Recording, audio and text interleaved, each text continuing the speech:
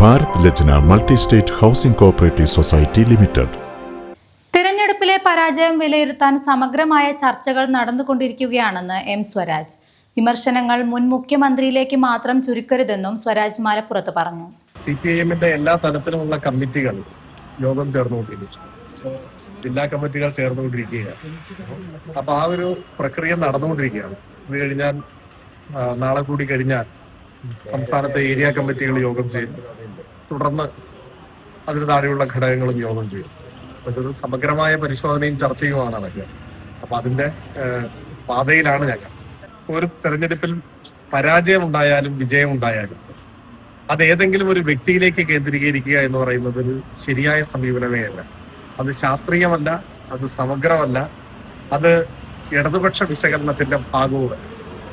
വിജയമായാലും പരാജയമായാലും ഒരു കൂട്ടായ പ്രവർത്തനത്തിന്റെ അടിസ്ഥാനത്തിലാണ് വിലയിരുത്തപ്പെടേണ്ടത്.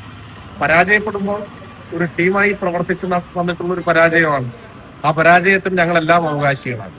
വിജയിക്കുമ്പോഴും പരാജയപ്പെടുമ്പോഴും അത് ഏതെങ്കിലും വ്യക്തിയിലേക്ക് ചുരുട്ടിക്കാണുക എന്നത് ഒട്ടും യാഥാർത്ഥ്യബോധമില്ലാത്തതാണ്. അതിനെയൊന്നും ഞങ്ങൾ ഗൗരവമായി പരിഗണിക്കുന്നത്. യോഗത്തിൽ നേതൃത്വത്തിനെതിരെ വിമർശനങ്ങൾ ഉയരാറുണ്ട്. ഇത് അരുതാത്തതെന്തോ സംഭവിച്ചു എന്ന് കരുതേണ്ടതില്ല. എന്നാൽ യോഗം സംബന്ധിച്ച് പുറത്തുവരുന്ന വാർത്തകൾ യാഥാർത്ഥ്യമല്ല. പൊട്ടും പൊടിയുമൊക്കെയാണ് പുറത്തുവരുന്നത്.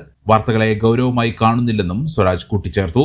പുതിയ ഗവൺമെന്റ് വരുമ്പോൾ ജനങ്ങളുടെ ഇഷ്ടം നേടുന്ന തീരുമാനങ്ങളാണ് എടുക്കുക. തുടക്കത്തിൽ തന്നെ ശാപവാക്കുകൾ പറഞ്ഞ് സ്വാഗതം ചെയ്യാൻ ഉദ്ദേശിക്കുന്നില്ല. സത്യപ്രതിജ്ഞയിൽ മുഖ്യമന്ത്രിയും പാർട്ടി സെക്രട്ടറിയും പങ്കെടുത്തു. 2021 സംഭവിച്ചതുപോലെ ആയിരിക്കില്ല പ്രതിപക്ഷം പ്രവർത്തിക്കുക. നല്ലൊരു ക്രിയാത്മക പ്രതിപക്ഷമായിരിക്കും. ഇപ്പോൾ മന്ത്രിസഭാ യോഗം പ്രഖ്യാപിച്ചിട്ടുള്ള വാഗ്ദാനങ്ങളിൽ ഇതിനോടകം തന്നെ വിമർശനം ഉയർന്നിട്ടുണ്ട്. സർക്കാരിന്റെ പ്രവർത്തനം സംബന്ധിച്ചായിരിക്കും പ്രതിപക്ഷത്തിന്റെ പിന്തുണ.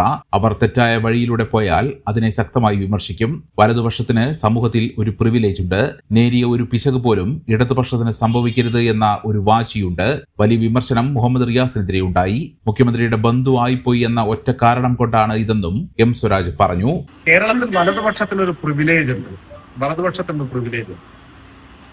ഇടതുപക്ഷത്തിന് വളരെ സൂക്ഷ്മമായ ഒരു പെശകെങ്കിലും പറ്റിയാൽ അത് പൊറുക്കാൻ പാടില്ല എന്നാണ് പൊതുവെ നമ്മുടെ സമൂഹം കരുതുന്നത്. ഞാൻ അതിനെ കുറ്റപ്പെടുത്തുന്നില്ല. അതൊരു പക്ഷേ ഇടതുപക്ഷത്തിൽ അർപ്പിക്കുന്ന വിശ്വാസം കൊണ്ടുകൂടിയാവും. ഇടതുപക്ഷത്തിനുള്ളൊരു പ്രതീക്ഷ കൊണ്ടായിരിക്കും. നേരിയ ഒരു പെശക് പോലും സംഭവിക്കരുത് ഇടതുപക്ഷത്തിന് എന്നത് ഇടതുപക്ഷത്തോടുള്ള പൂർവ്വം വിശ്വാസവും കൊണ്ടായിരിക്കും എന്ന് നമുക്ക് വേണമെങ്കിൽ പറയാം. പക്ഷെ എന്നാലും വലതുപക്ഷത്തിന് വലിയൊരു പ്രിവിലേജ് കിട്ടാറുണ്ട്. ഇപ്പൊ കോൺഗ്രസിന്റെ അഴിമതി എന്നൊക്കെ പറഞ്ഞ ആളുകൾ പെട്ടെന്ന് പ്രതികരിക്കുക, കോൺഗ്രസിൽ അതൊക്കെ കുറച്ചുണ്ടാവും, അവർ വകവെച്ചു കൊടുത്ത പോലെ. മറിച്ച് അങ്ങനെ ഉണ്ടാവാറില്ല. അപ്പൊ ഞാൻ കരുതുന്നത് ഇടതുപക്ഷത്തിന് ഒരു നേരിയ പെശക് പോലും പറ്റരുത് എന്ന് നമ്മുടെ സമൂഹം ആഗ്രഹിക്കുന്നെങ്കിൽ ആഗ്രഹത്തെ മാനിക്കാൻ ഞങ്ങൾ ബാധ്യസ്ഥരാണ്. ഞങ്ങൾ അതിനനുസരിച്ചാണ് പ്രവർത്തിക്കേണ്ടത്. മെമ്പർമാരുടെ നിക്ഷേപങ്ങൾക്ക് ഉയർന്ന ലാഭവിഹിതം നൽകുന്ന കേന്ദ്ര സർക്കാർ സഹകരണ സ്ഥാപനം Bharat Lajna multi state housing cooperative society limited, Parappur road, Kottakkal. Phone 9946999976.